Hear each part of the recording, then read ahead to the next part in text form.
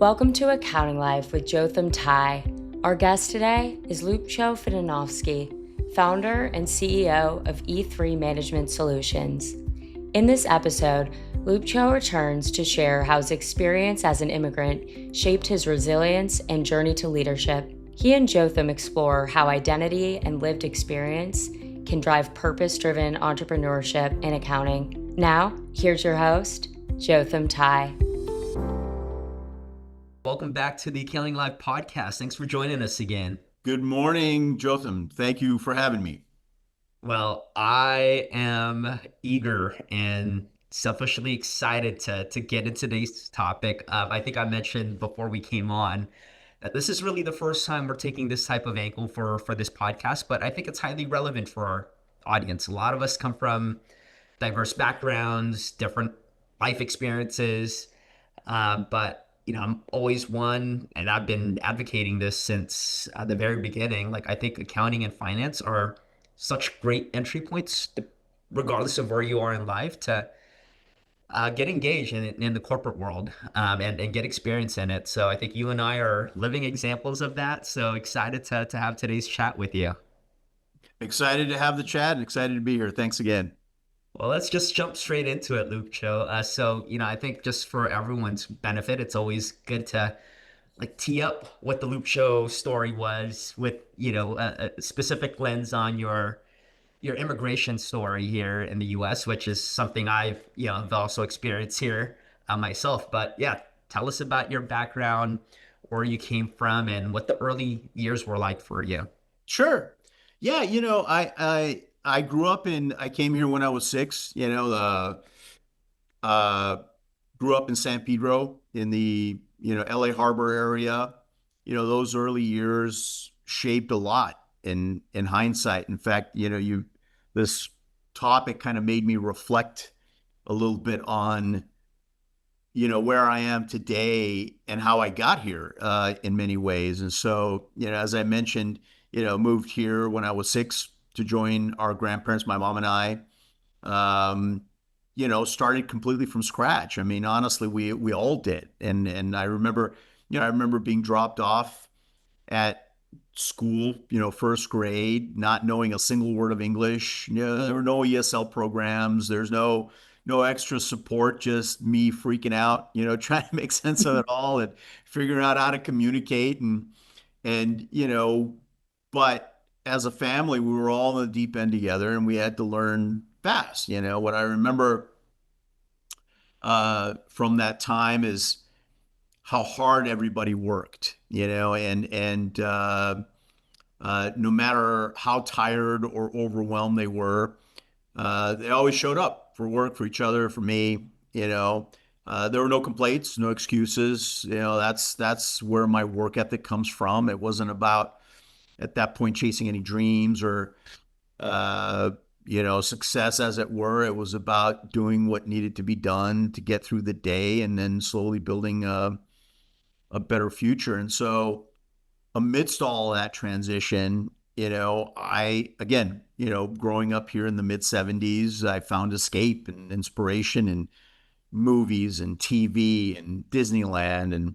And that's where I think the initial sort of bug for entertainment media as a sector kind of hit me, and Southern California in the 70s, right? Sunshine, the PCH, the music, the clothes, food from everywhere, so culturally it felt like a melting pot. And so, my classmates in San Pedro reflected all that. We were, Italian, Croatian, Black, Asian, Latino, everything in between. And so I was surrounded by all that, other kids figuring out how to navigate between cultures and expectations and how we're all going to fit in. And as an adult, growing up, it was all I knew and it's all I've ever known. And even as an adult, my personal and professional lives, I've been blessed and enriched to be surrounded by good people from all walks of life. So that foundation stayed with me.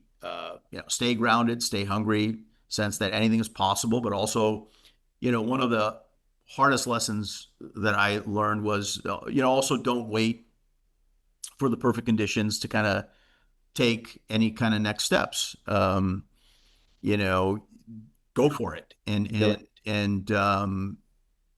other thing that I thought about is, really, you know, those experiences gave me a deep sense of empathy. I saw how hard people work and work to this day. And so it created a deep sense of responsibility for me to succeed and do better. And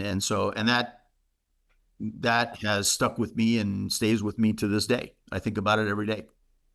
Well, I want to call out a couple things that you mentioned there, and we'll definitely dig into like the finance part specifically Sure. a bit. But foundationally, what you described there, and again, as mentioned to you, I'm an immigrant myself. Came here when I was 8 with my family, so very similar experiences. Instead of Southern California, though, I was in Northern California. One thing you mentioned there was the drive, and I know it's referred to as like immigrant drive, and it is a thing. And one It thing that is. actually caught my attention when you mentioned that is we kind of saw our parents like work really hard. And even though we were young and we were kids, we kind of like followed that example naturally.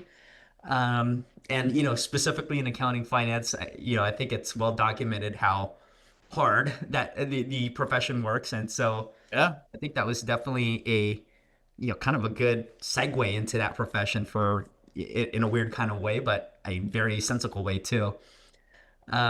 And then you mentioned the diversity. So I think in accounting and finance specifically, we work cross-functionally, right? We partner with Correct. different parts of the business, and whether it's different cultural, even professional backgrounds have like different tendencies and nuances. So yeah, I think in so many Well, ways, Ljupco, it, we're it, we were primed for this. absolutely. Especially in larger organizations, particularly entertainment media, but I think every organization, right? You have now, they're all multinational. And when you're in the finance function, I've been in several roles where you're interacting with the world, different territories, right? And so by nature, you're interacting with different cultures and and you're on the forefront of that, right? When you're consolidating, uh, financials, when you're doing the accounting for the international division, if you will. The sales folks are, in their sort of lanes, but finance accounting, you have to bring it all together, and you're talking to different, constantly different CFOs and finance departments, and you see and experience and have to respect the different approaches to the same thing, whether it's the close or whether it's a reforecast or whether it's whatever.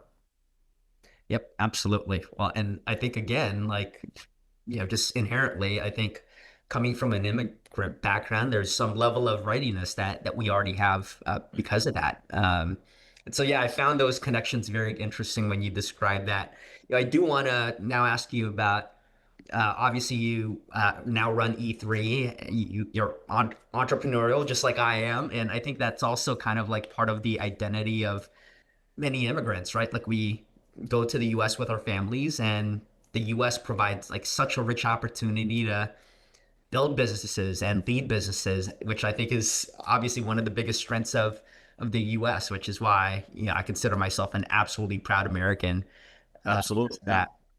That. So I want to hear about your immigrant experiences specifically, and how entrepreneurship kind of tied into where you got today, because I know you pivoted yourself, right, from accounting to doing transformation, now running your own business. So tell me about like how that interplay.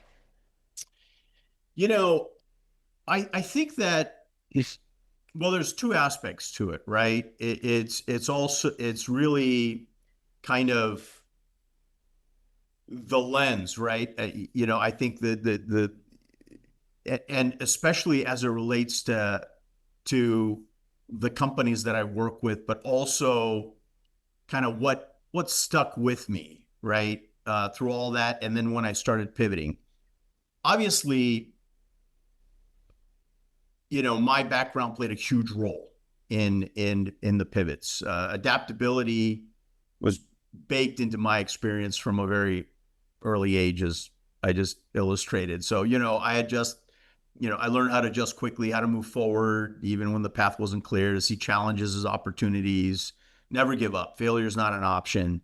Listen, I think when somebody decides to uproot themselves and their families and move them to unknown lands with different languages and cultures, you must have this inextinguishable fire inside that believes that with hard work and determination, anything is possible. So that mindset carried through my career. And starting out in accounting gave me a really solid technical foundation, a stable path also to success, to a way into the corporate world in a very meaningful way, right? But I was always drawn to the bigger picture, right? I wanted to understand how businesses evolve, how to approach problems strategically, how the decisions ripple across teams and functions. So I was always thinking 2 or 3 steps ahead. But the accounting and finance foundation allowed me to do that, right? It gave me that confidence to sort of start thinking more broadly. Founding E3 Management Solutions was really a culmination of my corporate journey, my professional corporate journey, but it was also an inevitable evolution, right? When I decided to start my own consulting business, I didn't think about how, we live in a gig economy. I think if I thought about it more, I probably would have ran back to some corporate job. But I didn't think about how we live in a gig economy, or how much having a network, and not just any network, but the right network, means, or any millions of other considerations. The decision was almost instinctive.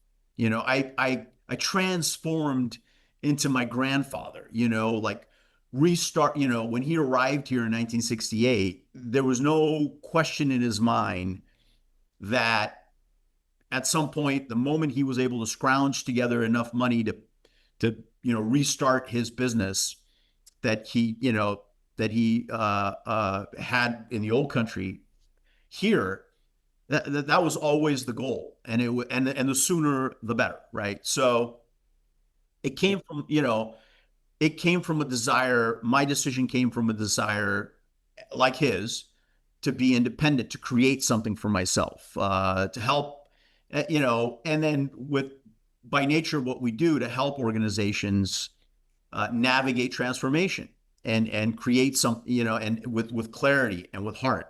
So the entrepreneurial leap kind of felt bold, but in many ways it was a natural extension of how I'd always operated, right? Staying curious, embracing risk, trusting that I could build something meaningful from the ground up. So, Yeah. Those pivots weren't easy, but I've gotten used to operating outside my comfort zone. I mean, that's just the way it's always been. I've never seen change as something to fear. It's always been a chance to grow, to stretch, and contribute. And our families can change the worlds that they live in. Absolutely. That we deal with in business don't seem as daunting. And one thing I want to also highlight in what you just said, and I find this very fascinating, for someone like you who supports large companies with transformation. You mentioned like transforming into your grandfather and his journey, and I think that's just incredibly like powerful of a statement. And as a fellow immigrant, it's just like really hits you when you put it that way. I know also, Ljupco, that your mom, we talked about this in our last episode, like your leadership approach was influenced by your mom as well. Can you elaborate on that a little bit? Absolutely. And I mentioned it because I think we taped that show like a day after Mother's Day, Right. and so but when I'm working with clients through big messy changes, there are a few key principles. There are a lot of principles, but some of the key principles that I really guide me in this are around integrity, resilience, compassion with accountability, and making a positive impact. And and I'll go through them. Integrity to me is everything. And I don't just mean being honest with people, though that's a given. It's also about the work itself, right? Whether it's a roadmap, recommendation, or a tough conversation about where things are as those things inevitably happen in big transformations. You know, I want anything that I put forward or that we put forward as a team to be thoughtful, sound, focused on real impact. So I think integrity in the way you deal with people, but integrity in the work itself and the way you think about the work and what you're delivering to the client are massive. And um, so, that's an extension of the values. She's high integrity in dealing with people, like extending to the work itself. Resilience, I think is another huge thing. Muscling through when things get uncomfortable. Big transformations don't happen overnight, and there's always curveballs. I've learned to stay steady and push through, even when the path isn't clear. And that came from her. When you're here with no language or very little language and establishing a base on your own, you're surrounded by uncertainty, and you just have to sort of swim and keep going. And then there's the one thing that really I think comes from her more than anything else, which is the compassion with accountability, and it's something that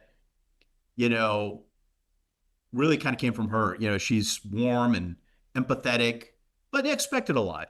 So that balance, taught me that you can lead with heart and still kind of hold the line. It's how you build trust with clients, with teams, with friends, with anybody, right? By listening first, understanding where they're coming from, and then helping them move forward with some kind of clarity, some kind of structure, but really understanding, I think, is key. And with big transformations, it's easy to lose that. Right? There's a directive. This has to get done, and you have to be able to sort of meet people where they're at and understand not just the technical side of things. That, in the end, is kind of the easy part. It's the organizational dynamics, the human dynamics that make or break a lot of these projects, right? And being able to navigate through those. And to be able to do that, you have to have some compassion and empathy and really, fundamental understanding of where they're all sitting at, where they're coming from, and what they're ready for.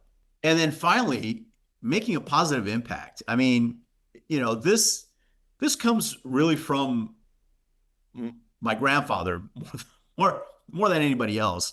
As I mentioned, he was a seventh generation weaver who, after years of odd jobs, scraped together enough to build his own looms and started his weaving wool blankets again, right? But what always struck me was his passion for the craftsmanship and the joy he found in seeing his customers cherish his work. I mean, he would go, and whether, somebody would pop into the shop or at arts and crafts shows, he would light up like a Christmas tree, sharing these things with the customers, interacting with the customers.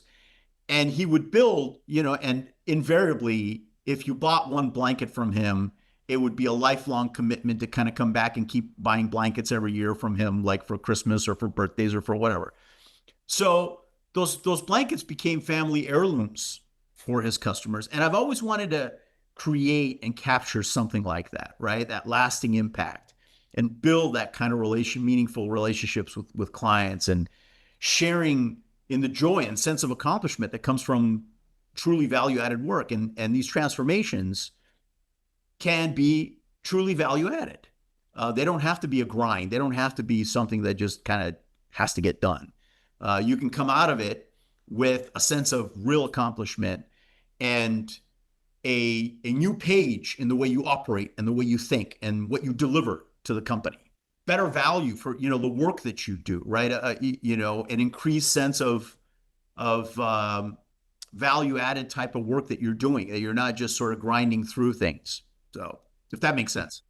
No, absolutely does. And I mean, someone who's spent a lot of time in the services field myself, I think one approach one can take is just to do the work and like move on. But if you create that long lasting kind of like spark and value, and it's like deeper than just like checking off what's on your SOW, then Yeah. oh, and you and I have seen over the years, and I know your firm is in this category. Like people come back to you and Yeah. they want to do business with you because of that, like they did with your grandfather. So I think that's yeah, it's really like, and I'm enjoying that we're finally doing this kind of episode because I'm learning more about your personal story, but it has such strong tie-ins to what we do in business. And yeah, you also mentioned your mom being resilient, and I know obviously being um, of high integrity and positive and accountability, all those things are important. But for the immigrant story, we hear about resilient, right? Like there's no other